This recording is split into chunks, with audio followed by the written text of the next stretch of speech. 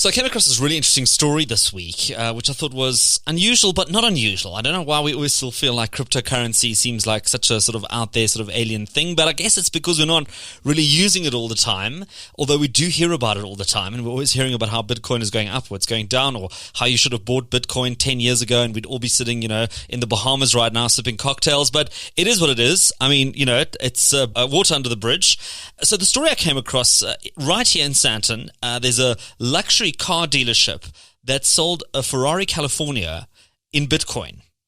Once again, am I surprised? Am I not surprised? I don't know. But I thought, let me get one of the co-owners of Ferris Cars on the line. He's Tommy Roes. Tell me a little bit more about this Ferrari California that you sold in Bitcoin. Like, how did this all happen? I must start off by saying that this is definitely not a new concept. Anybody who's been following the crypto space, or even the supercar influencers around the world, would know that ever since cryptocurrency started becoming more mainstream, you'd have these influencers talking about how they would have used their new crypto, their excessive crypto wealth, to buy these rare and collectible cars. So these guys that are obviously early adopters or tech savvy investors that got in early, went out and bought a Lamborghini to flaunt their excessive new wealth.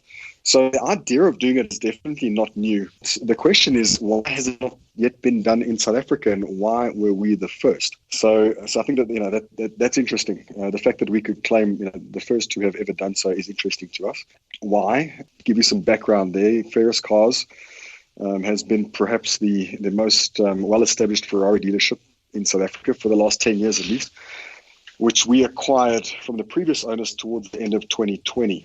Once we'd made that acquisition, we actually wanted to bring the business into the 21st century, as much as we could. The previous owners were not big on social media. They, of course, appealed to a much older crowd. So we wanted to be new and fresh and ahead of the curve. And so we were looking to see how we could do that. And, of course, this was quite an obvious one for us. And at that point, we reached out to the guys at Altcoin Trader to see what we could do to make it happen. And did you already have a buyer in place that was looking to buy a car with cryptocurrency, or did that come sort of afterwards? So not initially. I mean, when we had started to plan for the event, we did not have a buyer lined up. We actually announced to our database the fact that we were ready and able to start accepting crypto, well, especially Bitcoin, as a direct method of payment on the 5th of March, if I'm not mistaken. And at that point, of course, there was a lot of uncertainty about what the COVID regulations would look like over the Easter period. So we'd wanted to do this launch, some time ago. To answer the question, no, we did not have a buyer lined up.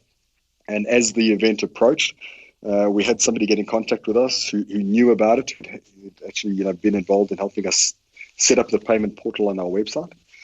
And they got in touch and said, hey, you guys have got this beautiful red California on your floor, and I'd be interested to consider buying it on the night.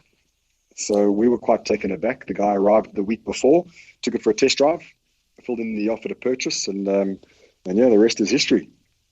Yeah, maybe just to go through the mechanics here for a lot of the people who might not be familiar with the full story. They might have not seen it on our blog, the sandtontimes.co.za. So essentially, you go onto the website, you click on crypto payments. There's 3 different cryptocurrencies that you accept, and then you would enter the amount that you've now, as you've just mentioned, previously negotiated with the dealership. So it's not like you go onto the website, pay whatever you feel like paying, and then it gets shipped to you, through the delivery service. I mean, there's a bit of pre-work and paperwork that happens before that. But when it comes to the payment, you put in the number that you've negotiated, it gets converted into Bitcoin or one of the other 2 currencies, and then the transaction takes place as you would with any other sort of cryptocurrency payment, I guess. Correct. You're 100% right. So, of course, this would have been negotiated beforehand.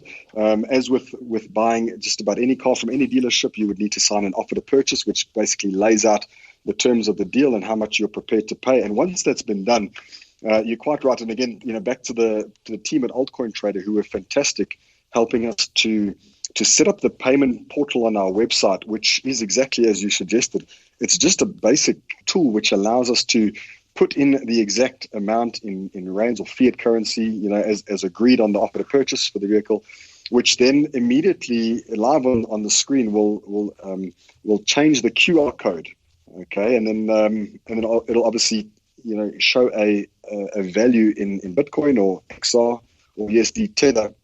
From that moment, it's logging into your crypto wallet, scanning that QR code, hitting send, and the transactions then very much we're able to click the link which takes us directly onto the blockchain so that we can verify that the transaction has actually taken place on the blockchain. And maybe this is what people felt like whoever did the first credit card transaction.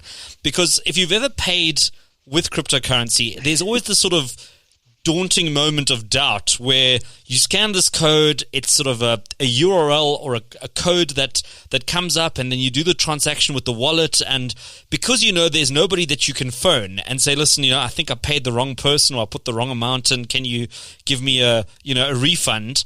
There's always that moment that you just want to double check and triple check that you've put in the right information. So just explain to us the verification process that then happens once the transaction has happened. Where do you go to find out that you've actually received the money for the car that you've just sold? Well, so that's it. Look, obviously we've got our own altcoin trader account set up in the name of the business. Look, once that QR code has been adjusted, with the amount, that is then automatically linked to our Bitcoin wallet in our altcoin trader account.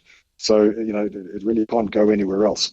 So, of course, we've placed a lot of trust in altcoin trader to set that facility up for us. We have run one transaction, and it was completed successfully. So we are happy. The buyer is happy. He's driving around in a Ferrari California. So now that you've received the money in cryptocurrency, we know how volatile that market is, and sometimes it's going up and sometimes it's going down. There might be the feeling to say, look, you know what, maybe we need to put this back into some sort of fiat currency, something that we know and are familiar with. Is that option there that you can sort of say, look, let's cash it out in Rand or whatever, the denomination is, or do you just keep it in the cryptocurrency and just hope for the best? Yeah, so that's a great question, and I'm glad you asked it, because it's actually quite interesting that no sooner than 3 weeks after we had announced the fact that we were taking Bitcoin as a method of payment, Elon Musk actually tweeted that Tesla was accepting Bitcoin as payment, but those payments would remain in Bitcoin and would not be converted back into currency. So unfortunately, we don't have the same bank as Elon Musk does at Tesla. So what we would do, particularly because of the volatility is, obviously depending on what the situation is that car our stock or is it on consignment?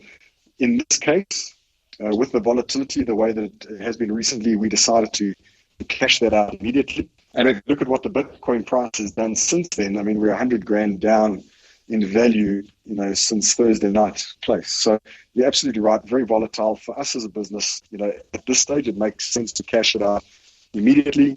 This particular car was on consignment, so of course, we're a seller that we need to pay. Who knows what the future will hold, And again, I suppose it depends on what currency they're paying in. If it's a much more stable coin, and perhaps we'd be prepared to keep it in cryptocurrency. But in this case, we cashed it back out into fiat currency. Based on this transaction that you've done now, there's been a lot of people talking about it. Do you foresee a lot of people coming to your dealership now saying, look, you know what, I'm in the market for a supercar. I've got a little bit of Ethereum or something lying around. Let me buy a car. Or do you think that this is going to be sort of a little bit of a novelty and maybe something that'll take a little bit more time to kind of really gain some traction? That, again, is a good question, and it's actually something that we've looked around the table and we've tried to answer that question. I think that the mass adoption is coming. I think a lot more people will be open to transacting this way, whether it's with Bitcoin or another type of cryptocurrency, whether it's one that we're currently able to facilitate or not. Who knows what the future will hold. I think at the moment, a lot of people are against the idea of parting with their hard-earned cryptocurrencies, especially with the way that, the prices have been moving, steadily upwards, in the last couple of months. So, I think it's difficult to get somebody to part with their crypto. Well, Tommy, I can tell you now, if I'd bought some Bitcoin maybe 10 years ago, I'd probably be your best customer right now, but I didn't. So here I am having a very different conversation.